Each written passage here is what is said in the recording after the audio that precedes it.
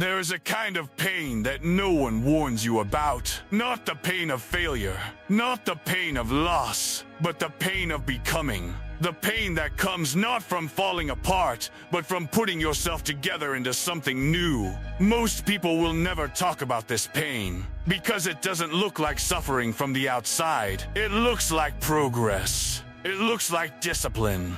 It looks like someone who has their life together, but on the inside, it feels like grief. It feels like standing at the edge of who you used to be, and watching that version of yourself disappear. I want to talk to you about that today. Not to discourage you, not to frighten you, but because I believe you deserve to understand what you are actually asking for when you decide to become someone. Everyone wants to become someone. Everyone has a version of themselves that lives somewhere in their mind. A version that is stronger, calmer, more disciplined, more respected, more at peace. You can feel that version of yourself. You know it exists. And you want it. Deeply, sincerely, you want it. But here's what very few people understand. Here's what separates those who become from those who only ever wanted to. Becoming someone is not just an addition, it is also a subtraction. You are not simply going to add new habits and new confidence and new results on top of who you currently are.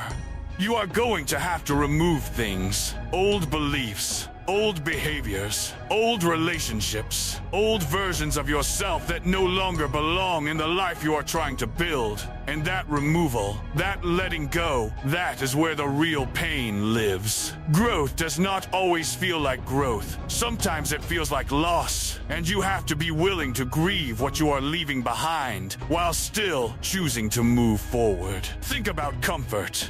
Real comfort. The kind you have built over years.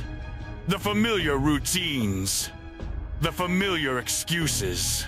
The familiar ways of thinking about yourself and the world around you. Comfort is not laziness. Comfort is safety. And your mind has spent years constructing that safety. So when you begin to dismantle it, when you begin to wake up earlier, eat differently, speak differently, think differently, your mind resists. Not out of weakness, out of protection. It is trying to keep you safe from the unknown. From the discomfort, from the version of yourself it does not yet recognize. That resistance is not your enemy, but you must understand it for what it is. It is not a sign that you are incapable. It is not a sign that change is wrong for you. It is simply the friction of transformation, and all transformation has friction. There will come a moment, and for many of you, this moment has already arrived, when you begin to outgrow the people around you.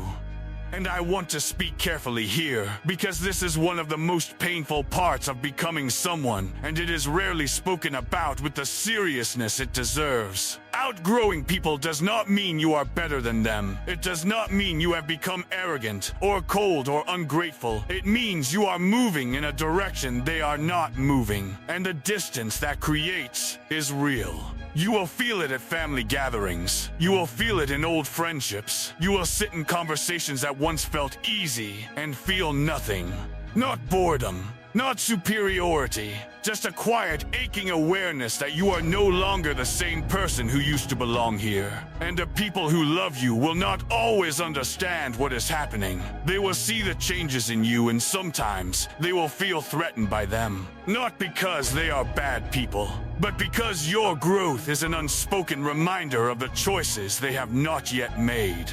And that can feel like judgment to them, even when you intend none. You will have to learn to hold love for people, while also accepting that you cannot shrink yourself to make them comfortable. That tension does not go away. You simply learn to carry it with grace. This is part of the cost, and I will not pretend otherwise. Now I want to talk about the moment that breaks most people.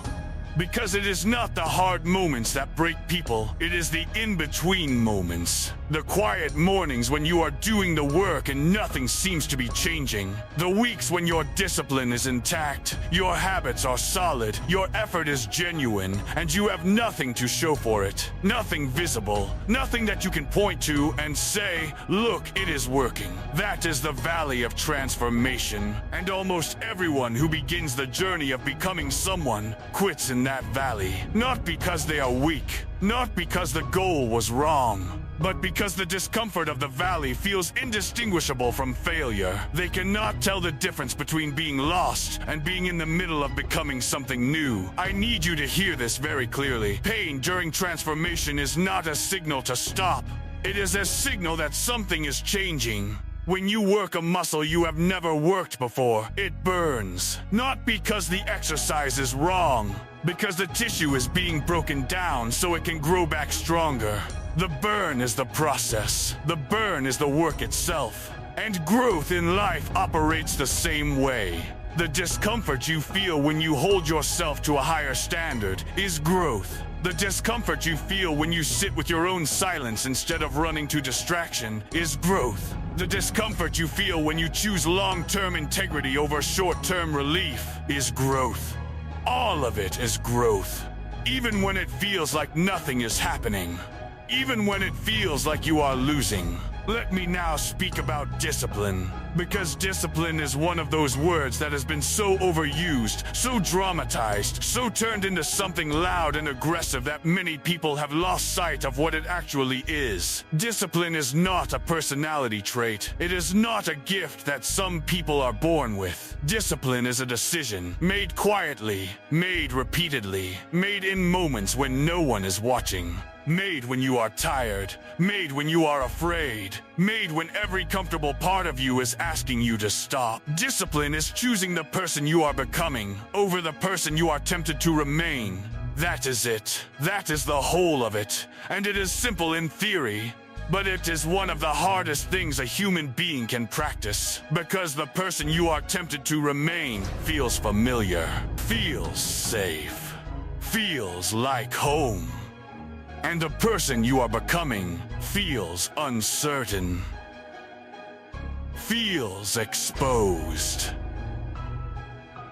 feels like standing in a room where you do not yet know the furniture. Discipline is learning to live in that room, to stop flinching, to stop reaching for the door, to sit still in the uncertainty and say, I belong here. This is who I am choosing to be, even now. Even when it is hard, even when no one claps. Real discipline is never loud. Real discipline is the quiet decision you make at the end of a long and difficult day. To still show up, still try, still honor the person you said you were going to become. I want you to consider two people. Both of them standing at the same crossroads. Both of them aware that something in their life needs to change. Both of them feeling the same discomfort, the same resistance, the same fear of what becoming someone will cost them. The first person looks at the discomfort and turns back. Not because they don't care. They care deeply. But the cost feels too high. The uncertainty feels too heavy. And so they return to what is known. To what is comfortable, to the life that fits them like an old coat. Worn, familiar, no longer warm, but known. And they tell themselves, maybe later, maybe when the time is better, maybe when it is easier. And the years pass, and the comfort becomes a kind of cage, and somewhere deep inside them, they can still feel the version of themselves they didn't become. And that feeling becomes its own kind of pain. A quiet pain, a chronic pain, the pain of unlived potential. The second person also feels the discomfort, also feels the fear, also feels the pull of everything familiar calling them back. But they take a step anyway. Not a confident step, not a certain step, a trembling, uncertain, imperfect step forward. And then another. And another. Not because it stops being painful. It doesn't stop. But because they have decided that the pain of becoming is more bearable than the pain of staying the same. That at least this pain has direction. At least this pain is building something. At least when this pain ends, there will be someone different on the other side of it. That is the choice. Not between comfort and suffering, but between two different kinds of pain. The pain that transforms you, or the pain that slowly hollows you. I want to speak now about identity, because beneath the habits and the discipline and the sacrifice, there is a deeper shift happening when you commit to becoming someone. You are changing the story you tell about yourself, and that is perhaps the hardest thing of all. For years, you have held a certain image of who you are. Some of that image was given to you by others, by your family, your history, your circumstances. Some of it you built yourself from your failures, your fears, your quiet moments of shame. And that image, however painful parts of it may be, feels true. It feels like you. And when you begin to change it, when you begin to act in ways that contradict the old story, a part of your mind pushes back. Because the old story, even a limiting one, has coherence. It knows how it ends. And the new story doesn't yet. The new story is being written one choice at a time, in real time, with no guarantee of the outcome. And that terrifies us. Because we would rather have a painful story we know than an uncertain story we don't. But this is where the work of becoming lives. In the willingness to release the old narrative, to stop introducing yourself even silently, even internally, with your limitations, to stop wearing your past as if it were a permanent identity. You are not the person who failed before. You are not the person who was afraid before. You are not the sum of your worst decisions. You are the person who is choosing right now to be otherwise. That is your identity. The one built from deliberate choice, not inherited circumstance. I also want to speak about emotional control. Because this is something people rarely associate with growth, but it is at the very center of it. The ability to feel something deeply and still choose how you respond. That is not coldness. That is not suppression. It is one of the most sophisticated skills a human being can develop. That is becoming someone. That is what it looks like from the inside. Not triumphant, not loud, but real. Deeply, irreversibly real. And the pain that you carried through that process, the discomfort, the sacrifice, the loneliness, the grief of the person you used to be, that pain becomes something else. It becomes the foundation of the pride you feel in who you have become. Not arrogance, not performance, but the quiet, settled pride of a person who knows what they survived in order to stand where they are now. One day, you will not be in the middle of becoming. You will be on the other side of it. And you will understand that every hard morning was necessary. Every sacrifice was worth it.